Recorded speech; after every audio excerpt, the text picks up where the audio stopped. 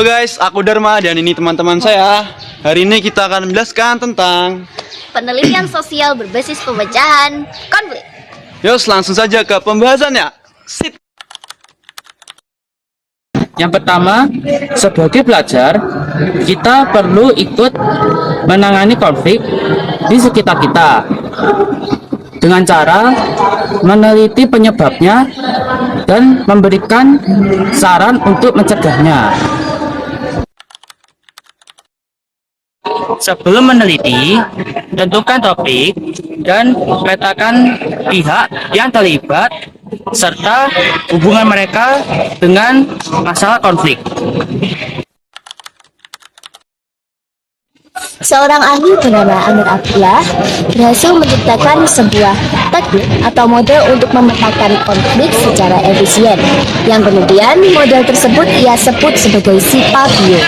SIPA-BIO merupakan singkatan dari Source, Issues, Parties, Attitude, Behavior, Intervention, dan juga Outcome, di mana Source itu berkaitan dengan sumber-sumber konflik, Issues berkaitan dengan isu-isu konflik, Parties adalah pihak-pihak terkait, kemudian attitude adalah pikiran atau pandangan yang menjadi pola perilaku konflik, dan kemudian ada behavior yang menunjukkan tindakan oleh orang-orang berkonflik selama konflik tersebut terjadi.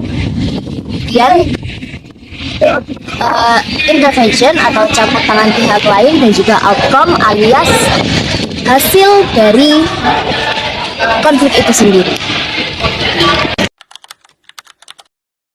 Nah, setelah pemetaan konflik tersebut selesai, langkah selanjutnya yang harus kita lakukan untuk memecahkan sebuah konflik adalah dengan melakukan penelitian. Dalam berjalannya sebuah penelitian, seorang peneliti bisa melakukan 5 cara untuk mendapatkan informasi dan data-data terkait konflik. Yang pertama adalah dengan melakukan wawancara, yang kedua dengan melakukan observasi, yang ketiga melakukan kuesioner atau menyebarkan angket, yang keempat melakukan diskusi kelompok terkumpul, dan yang terakhir adalah dengan melakukan studi literatur. Setiap teknik pengumpulan data memiliki instrumen yang berbeda-beda. Yang pertama, teknik kuesioner. Teknik kuesioner menggunakan kuesioner atau disebut dengan angket. Lalu selanjutnya yang kedua, teknik observasi, menggunakan pedoman observasi. Lalu yang ketiga yaitu teknik wawancara. Teknik wawancara menggunakan pedoman wawancara. Dan yang keempat dan terakhir yaitu teknik studi literatur, menggunakan instrumen literatur yang sudah tersedia. Setelah data konflik terkumpul, langkah selanjutnya yaitu cek kejelasan atau cek kelengkapan, atau bisa disebut dengan editing. Nah, setelah kita cek kejelasan atau kelengkapan, langkah selanjutnya memberi simbol atau huruf di setiap bagian jawaban yang kita sebut dengan coding. Selanjutnya, data yang telah diedit dan diberi kode kemudian diorganisasikan agar lebih sederhana, ringkas, dan mudah dipahami. Misalnya dalam bentuk tabulasi dan persentase. Kemudian data tersebut disajikan dalam bentuk grafis dan data. Adapun beberapa contoh penyajian data adalah sebagai berikut. Yang pertama adalah mempercepat dalam menganalisis data.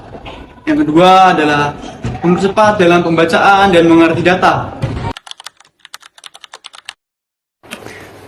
Selanjutnya, data-data yang disajikan tersebut kemudian dianalisis. Dalam pengujian konflik, analisis dilakukan salah satunya melalui pemetaan konflik untuk mendapatkan gambaran tentang sikap, perilaku, dan kondisi suatu konflik secara terstruktur agar dapat dirumuskan penyelesaian masalahnya. Yalhona berpendapat bahwa analisis konflik merupakan suatu kerangka kerja sistematis untuk memahami sumber dan sifat suatu konflik dengan mengungkap isu-isu inti yang menjadi akar konflik, pihak-pihak yang terlibat, faktor utama, dan kekuatan yang dimiliki oleh para pihak untuk mempengaruhi proses terjadinya konflik.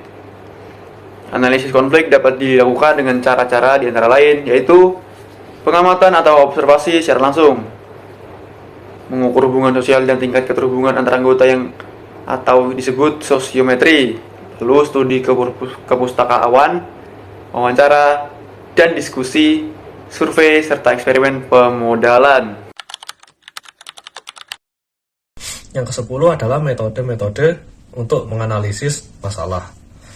Yang pertama adalah segitiga ABC. Segitiga ABC itu menganalisis 3 hal, yaitu sikap, perilaku, dan kontradiksi. Yang kedua adalah model bawang.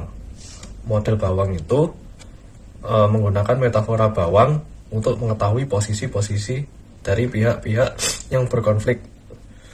Yang ketiga adalah menggunakan metode pohon konflik. Metode pohon konflik yaitu menggunakan batang sebagai masalah utama, akar sebagai faktor-faktor penyebab masalah, dan yang terakhir daun sebagai dampaknya. Yang terakhir ada piramida konflik. Piramida konflik itu menggunakan piramida untuk mengetahui orang atau kelompok yang terlibat dalam masalah. Yang ke-11 adalah langkah-langkah dalam menangani konflik. Yang pertama adalah pencegahan konflik. Pencegahan konflik itu berfokus pada isu atau masalahnya. Pencegahan konflik bertujuan untuk mencegah konflik agar tidak menjadi makin parah. Biasanya membutuhkan waktu yang singkat, dan cara ini memandang konflik sebagai hal yang negatif dan perlu dicegah. Yang kedua ada resolusi konflik. Resolusi konflik ini berfokus pada isu atau masalahnya. Resolusi konflik ini bertujuan untuk menyelesaikan masalah. Biasanya membutuhkan waktu yang singkat dan memandang konflik sebagai hal yang negatif dan perlu diselesaikan. Yang ketiga ada manajemen konflik. Manajemen konflik ini berfokus pada masalah atau hubungan antar pihak. Manajemen konflik ini bertujuan untuk mengatur konflik supaya tidak menjadi makin parah. Biasanya membutuhkan waktu yang pendek atau singkat. Membutuhkan waktu yang pendek sampai panjang tergantung tingkat dari masalahnya. Biasanya cara ini memandang konflik sebagai hal yang netral dan perlu diatur. Yang terakhir itu ada transformasi konflik. Transformasi